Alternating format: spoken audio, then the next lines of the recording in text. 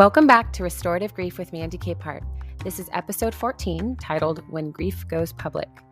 This is my first episode after the mid-season break for the holidays and to overcome a cold. And this week, I'm going to get a little more personal.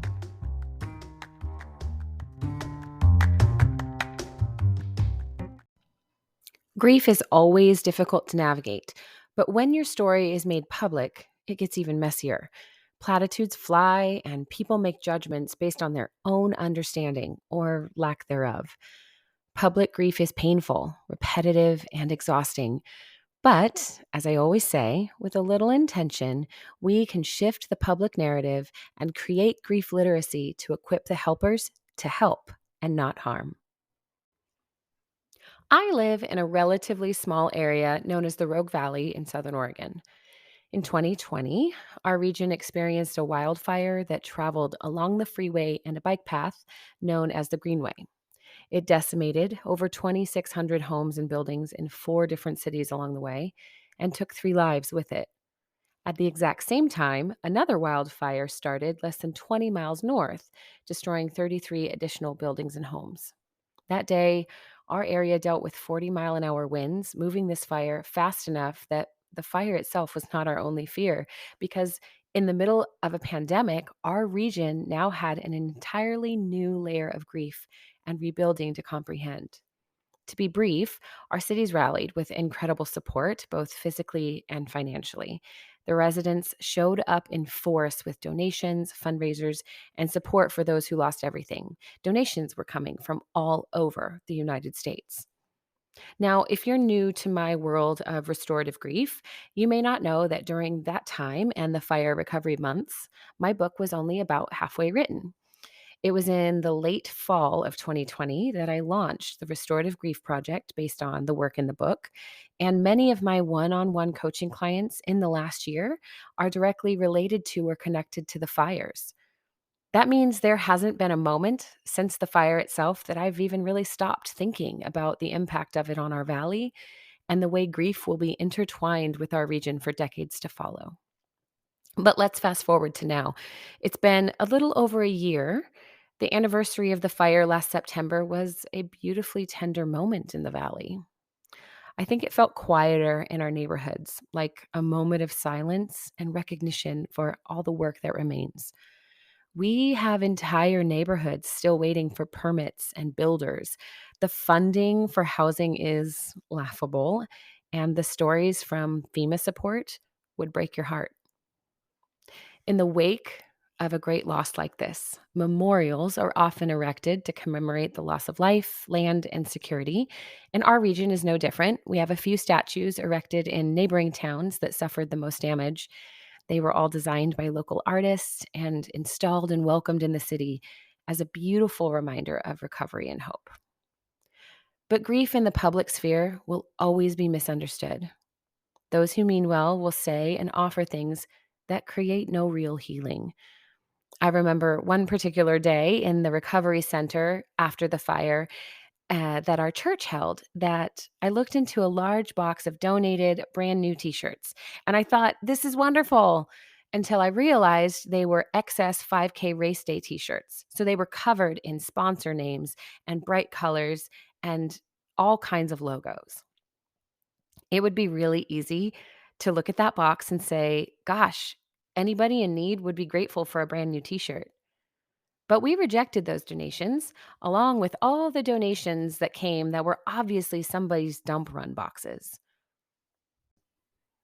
Let me tell you why.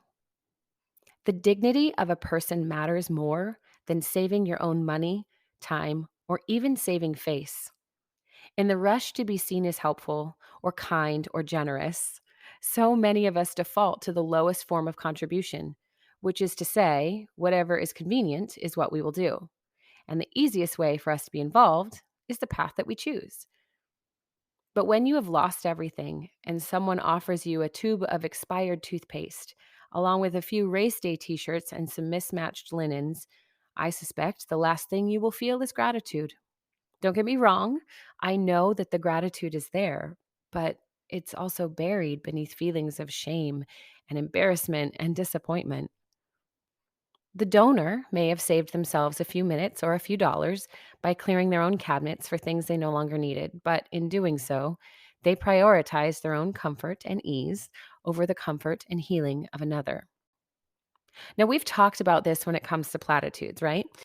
The basic idea being that we feel uncomfortable hearing about or experiencing your losses. And so we say the first thing we can think of to make ourselves feel better, or what would make us feel better, because we assume you want to feel better and that we have what you need.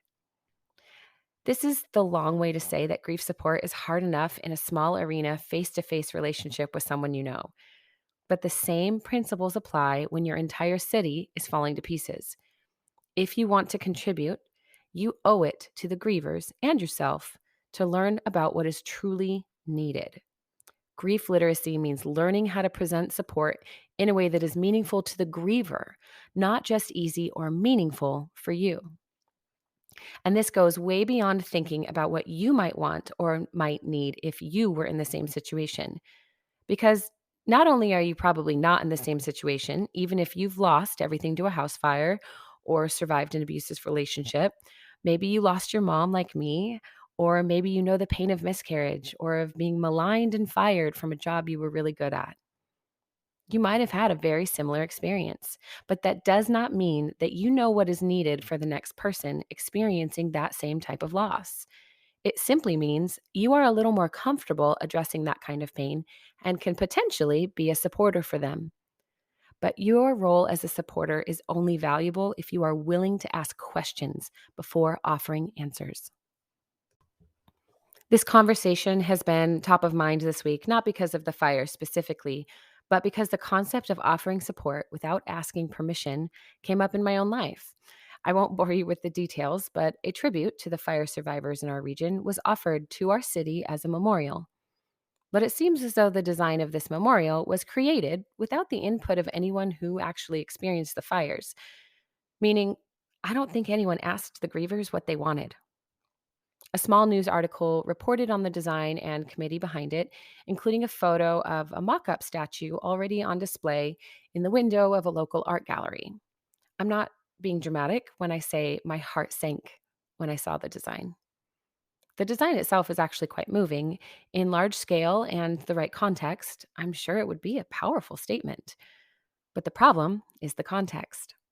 The design itself evokes images of fire, human figures, and lighting designed to mimic flames, even at night. Now, I have lived in this valley for 20 years. I moved here during the summer when the valley was filled with wildfire smoke, which at the time was the worst fire our region had ever experienced. So I have spent 20 years from spring through late fall paying attention to the greenway, the fields, and the hills for signs of smoke or flames. I've called in spot fires more than once, and most residents here do the same thing. We live on the edge of tension because our area has seen far too many close calls to let our guard down. Hopefully, that context can give you a little insight as to why a statue designed to stand 20 feet tall and intended to look like flames from the nearby freeway would cause my stomach to fall. As the news of the statue spread, local residents spoke vulnerably of what a statue of this design would mean for their own grief recovery. And it wasn't great. Again, the design is not the problem, but the design in the context of our city's history and current grief state, as well as the lack of resources for those still physically rebuilding, changes the content of the statue. The meaning shifts to reflect what the audience interprets from the work. This isn't a conversation about art or the value of beauty or in the eye of the beholder or even the work of an individual. This is a conversation centered on the idea that if you choose to show up in support of a griever, you must also choose the humble route. You cannot arrive with answers or solutions, and you have no right to tell them what they need or how to feel. Every single person recovering from the fires in our area is experiencing their story in a unique way. And because this fire impacted so many families here, we are grieving publicly with one another every day. When grief is public like this, there will never be a single solution or answer. But as we rebuild together, we remember that we belong to one another. We owe it to ourselves and to our city to ask more questions and assume the best about one another. Our region deserves to heal on our terms and to push back when there's an assumption about what will help the healing process. So if you ever find yourself in a position of support, especially for a large group of grievers, please remember this one piece of advice. Listen. You will hear stories that break your heart. You will hear hope glittering beneath their tears. Your own capacity for empathy without correction will increase exponentially if you learn how to listen without trying to create a solution. Your job as supporter is to hold space for those who grieve and find what they need and want by listening to them before you make any plans to act.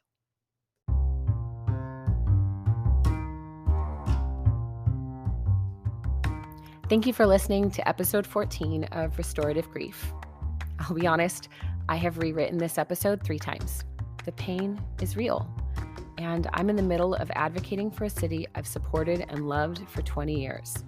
It is no small thing when grief threatens to destroy your community, but luckily, I'm no wallflower, and that's exactly why I'm willing to put myself in the middle of loss on behalf of someone else. I hope you found something in this conversation that can help you navigate public grief events. And I didn't mention this, but that includes when an individual is simply unable to feel comfortable or composed in a public setting. Protect their dignity. Quietly ask what they need or want, and if you can fulfill one of those requests, do it. But if they say they're okay, be humble enough to drop the conversation, because ultimately, being a grief supporter is never about you or what you can bring to the table. Thanks for listening. I'll see you next week.